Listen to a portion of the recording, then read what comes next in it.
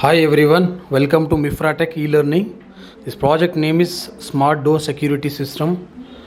This consists of IR sensor and ESP32 cam module. In back side of the door, buzzer and LED and magnetic door lock system, door lock module. For monitoring purpose, we are using blink app to see whether the person is authorized or unauthorized, whether you can give access or not.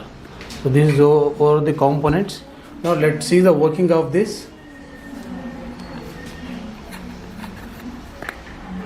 So it's captured and you can see here person is authorized or unauthorized, you can give access or not, depends on the captured image. So now if it is authorized, you can give the door access. Either don't want to give access, keep it as it is. If unauthorized, gives the beep sound and even LED will glow. So this is overall model. Now let's see the code we have developed for this.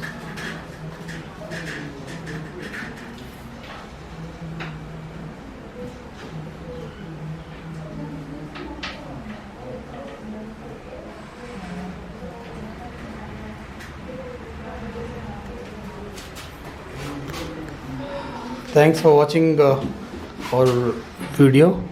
Please subscribe our YouTube channel Mifratech eLearning.